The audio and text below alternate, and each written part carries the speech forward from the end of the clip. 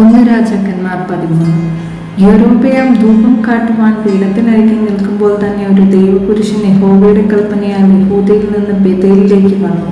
അവൻ യഹോവയുടെ കൽപ്പനയാൽ യാഗപീഠത്തോട്, യാഗപീഠമേ, യാഗപീഠമേ, യഹോവ ഇപ്രകാരം അരുളിച്ചെയ്യുന്നു, ദാവീദ് ഗൃഹത്തിന് യോശിയാവെന്ന് പേരുള്ള ഒരു മകൻ ജനിക്കും. അവൻ നിന്റെ മേൽ ധൂപം കാട്ടുന്ന പൂജാഗിരി പുരോഹിതന്മാരെ നിന്റെ മേൽ വെച്ച് അറുക്കുകയും മനുഷ്യാസ്തികളെ നിന്റെ മേൽ ചുട്ടുകളയുകയും ചെയ്യുമെന്ന് വിളിച്ചു പറഞ്ഞു. അവൻ അന്ന് ഒരു അടയാളവും കൊടുത്തു. ഇതാ, ഈ യാഗപീഠം പിളർന്ന് അതിന്മേലുള്ള ചാരം തൂങ്ങിപ്പോകും. ഇത് യഹോവ കൽപ്പിച്ച അടയാളമെന്ന് പറഞ്ഞു. ദൈവപുരുഷൻ ബേഥേലിലെ യാഗപീഠത്തിന് വിരോധമായി വിളിച്ചു പറഞ്ഞ വചനം യൊരോബെയാം രാജാവ് കേട്ടപ്പോൾ അവൻ യാഗപീഠത്തിൽ നിന്ന് കൈനീട്ടി അവനെ പിടിപ്പീൻ എന്ന് കൽപ്പിച്ചു. എങ്കിലും അവന്റെ നേരെ നീട്ടിയ കൈ വരണ്ടുപോയിട്ട് തിരികെ മടക്കുവാൻ കഴിവില്ലാതെയായി. ദൈവപുരുഷൻ യഹോവയുടെ കൽപ്പനയാൽ കൊടുത്തിരുന്ന അടയാളപ്രകാരം യാഗപീഠം പിളർന്ന ചാരം യാഗപീഠത്തിൽ നിന്ന് തൂക്കിപ്പോയി. രാജാവ് ദൈവപുരുഷനോട്, നീ നിന്റെ ദൈവമായ യഹോവയുടെ കൃപയ്ക്കായി അപേക്ഷിച്ച് എൻ്റെ കൈ മടങ്ങുവാൻ തക്കവണ്ണം എനിക്ക് വേണ്ടി പ്രാർത്ഥിക്കണമെന്ന് പറഞ്ഞു. ദൈവപുരുഷൻ യഹോവയോട് അപേക്ഷിച്ചു. എന്നാറെ രാജാവിന്റെ കൈ മടങ്ങി മുമ്പിലത്തെ പോലെയായി.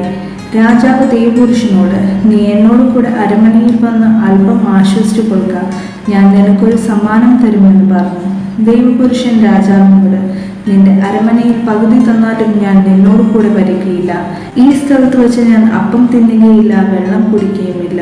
നീ അപ്പം തിന്നരുത്, വെള്ളം കുടിക്കരുത്, പോയ വഴിയായി മടങ്ങി വരികയും അരുത് എന്ന് യഹോവ അരുളപ്പാടായി എന്നോട് കൽപ്പിച്ചിരിക്കുന്നു എന്ന് പറഞ്ഞു. അങ്ങനെ അവൻ ബേഥേലിലേക്ക് വന്ന വഴിയായി മടങ്ങാതെ മറ്റൊരു വഴിയായി പോയി. ബേഥേലിൽ വൃദ്ധനായൊരു പ്രവാചകൻ പാർത്തിരുന്നു. അവന്റെ പുത്രന്മാർ വന്ന് ദൈവപുരുഷൻ ബേഥേലിൽ ചെയ്ത കാര്യമൊക്കെയും അവനോട് പറഞ്ഞു. അവൻ രാജാവിനോട് പറഞ്ഞ വാക്കുകളും അവർ തങ്ങളുടെ അപ്പനെ അറിയിച്ചു. അവരുടെ അപ്പൻ അവരോട്, അവൻ ഏത് വഴിക്ക് പോയി എന്ന് ചോദിച്ചു. യഹൂദയിൽ നിന്ന് വന്ന ദൈവപുരുഷൻ പോയ വഴി അവന്റെ പുത്രന്മാർ കണ്ടിരുന്നു. അവൻ തന്റെ പുത്രന്മാരോട്, കഴുതയ്ക്ക് കോപ്പിട്ട് തരുവീനെന്ന് പറഞ്ഞു. അവർ കഴുതയ്ക്ക് കോപ്പിട്ട് കൊടുത്തു. അവൻ അതിന്റെ പുറത്ത് കയറി ദൈവപുരുഷന്റെ പിന്നാലെ ചെന്നു. അവനൊരു കൈവേലകത്തിന് കീഴെ ഇരിക്കുന്നത് കണ്ട്, നീ യഹൂദയിൽ നിന്ന് വന്ന ദൈവപുരുഷനോ എന്ന് അവനോട് ചോദിച്ചു. അവൻ അതെ എന്ന് പറഞ്ഞു. അവൻ അവനോട്, നീ എന്നോട് കൂടെ വീട്ടിൽ വന്ന് ഭക്ഷണം കഴിക്കണമെന്ന് പറഞ്ഞു.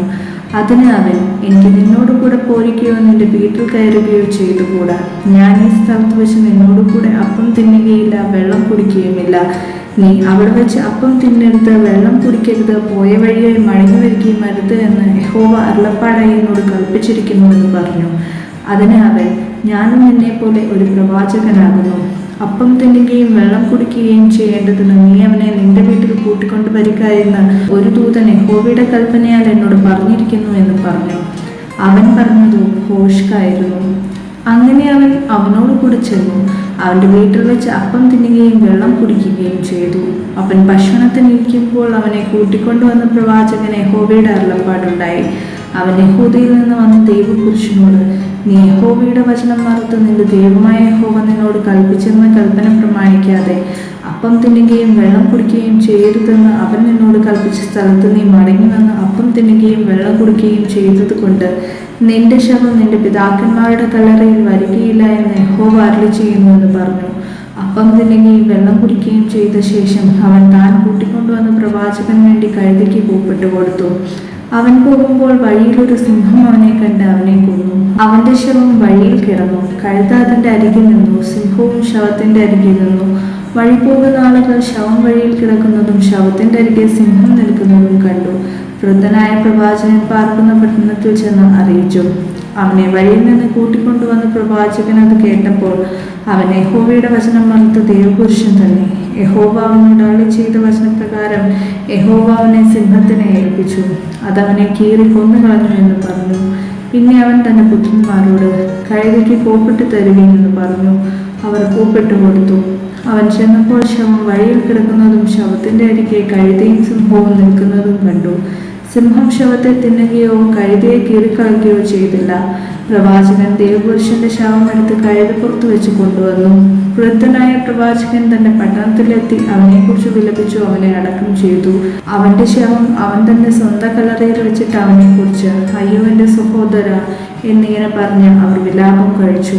അവനെ അടക്കം ചെയ്ത ശേഷം അവൻ തന്റെ പുത്രന്മാരോട്, ഞാൻ മരിച്ച ശേഷം നിങ്ങൾ എന്നെ ദൈവപുരുഷനെ അടക്കം ചെയ്തിരിക്കുന്ന കല്ലറയിൽ തന്നെ അടക്കം ചെയ്യണം. അവന്റെ അസ്ഥികളുടെ അരികെ എന്റെ അസ്ഥികളും ഇടണം.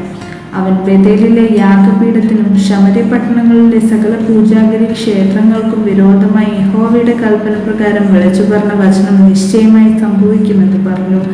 ഈ കാര്യം കഴിഞ്ഞിട്ട് യൊരോബെയാം തന്റെ ദുർമാർഗം വിട്ടുതിരിയാതെ പിന്നീട് സർവ്വജനത്തിൽ നിന്നും പൂജാഗിരി പുരോഹിതന്മാരെ നിയമിച്ചു. തനിക്ക് ബോധിച്ചവരെ കരപൂരണം കഴിപ്പിച്ചു. അവർ പൂജാഗിരി പുരോഹിതന്മാരായി തീർന്നു.